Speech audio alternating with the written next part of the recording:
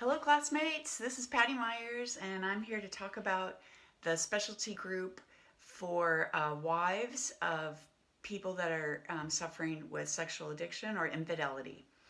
So I have a real heart for this group. I've been leading a group like this at my church for 4 years now, and I just think it's been amazing. I've met a lot of wonderful women, and a lot of women sure appreciate a safe place to be able to talk and learn.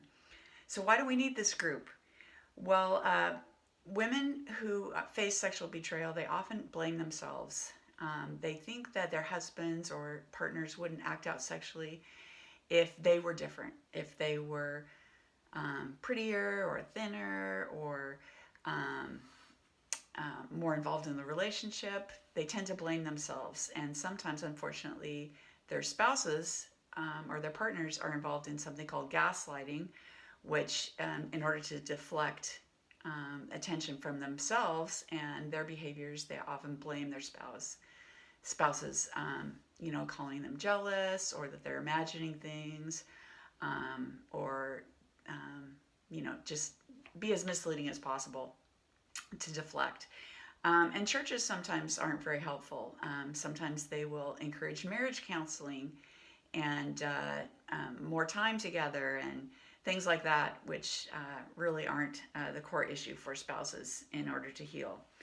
So you can read a little bit more about that in the handout that I gave you, as far as quotations too. How to start the group.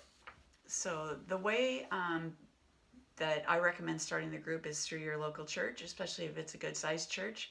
You can work with your pastor, your care team minister, or women's pastor if you have one.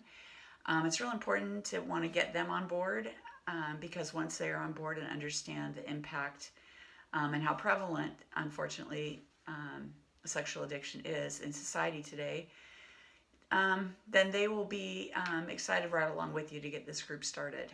So advertising in the church bulletin, getting a newsletter out to other local churches, making a flyer and putting it in counseling centers. Those are some of the things we did at my church that worked really well.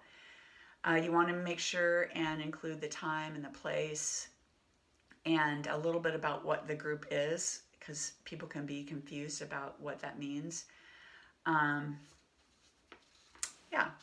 So part of the screening process, that's one of the ethical considerations, is to make sure that the women know the psychological ramifications of being in a group like that it can be triggering to hear other people's stories. Also, when their own denial and rationalization and minimizing things that they tend to do wears off, then it can be really traumatic for them. And they can also develop symptoms of PTSD, depression, anxiety. Some women become agoraphobic. So it's a pretty tough thing to go through.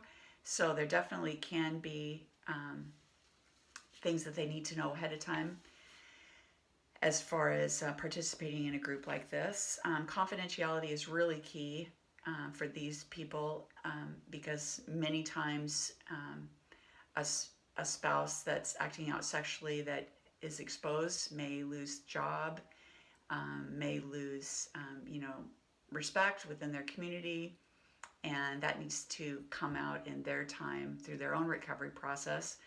So confidentiality amongst what's discussed in the group, as well as who's going to the group. So having a meeting place that's very secure and private, where people can't see the members coming and going, I think that's really important, even if that means meeting in somebody's home.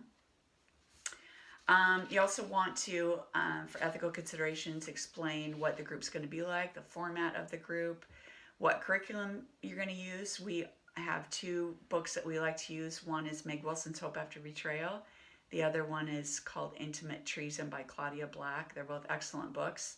One's fits really well for the 12-week session or a 12-week group, and the other one is a longer book, Claudia Black's Intimate Treason. It can be year-long or a school year. That seems to work pretty well. So the other thing for ethical consideration is the cultural context that people come with.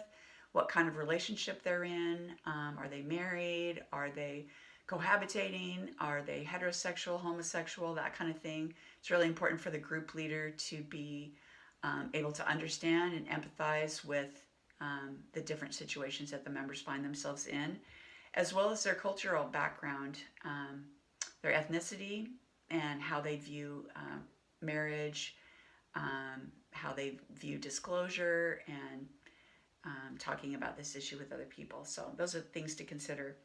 The group member roles and the goals of the group, I'm just going to read some of this. Some of the goals of this group will be to read and understand the group textbook. We talked about those textbooks already that we're going to go over. To make sure to do the outside assignments, to share openly and honestly during check-in time, listen without interrupting, ask clarifying questions, contribute to the discussion of the book and the DVDs sections that we're watching, be introspective and observant of their own thoughts, feelings, and behaviors, and bring those observations forward in the group. These are some of the roles of the group members. And then some of the goals. We want to understand why a person acts out sexually or becomes addicted to sex. That's psychoeducation. That it's about medicating their own life, pain, and shame, and has nothing to do with a partner. They want to understand the addiction cycle and triggers and what recovery will look like for their partner if they choose to go into recovery. They also want to learn how to build healthy boundaries. They want to be able to understand unhealthy coping strategies that they may have employed or are currently employing, and to be able to replace those with healthy strategies.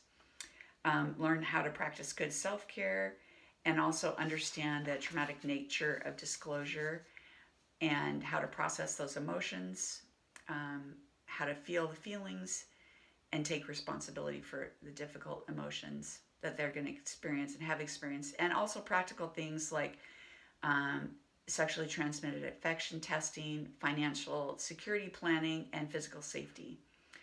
So the other goals of the group include having a safe place to tell their stories, which they may not have due to the personal nature of sexual betrayal. Some women that come to group, this is the first person that they've told, not even family members. So it's a really important group for them.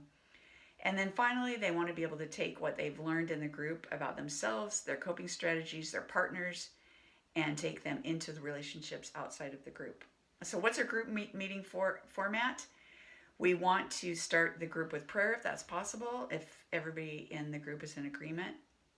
And we're going to go over one of those two books I talked about earlier.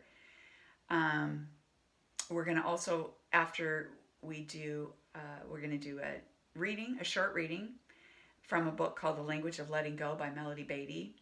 And it's a great little reflection on healthy recovery from codependency. And then we're going to watch a section of DVD by Douglas Weiss, I'm sorry. It's called Now That I Know, What Should I Do? It's separated into segments. I think there's about probably 15, 16. An example, Now That I Know, What Should I Do? DVD includes, am I to blame? How did he get this way? How will I know if he's getting better? Can I trust him again? What can I do to help? Those are just some of the topics that are on the DVD. Then we'll go over the homework from the previous week and any assignments that we're going to discuss in group.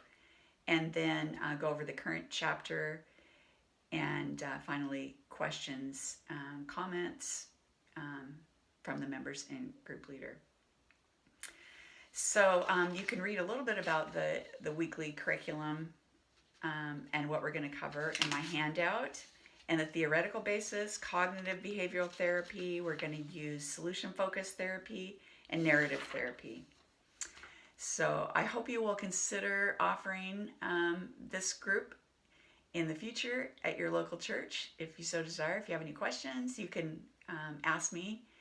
And yeah, thanks for listening.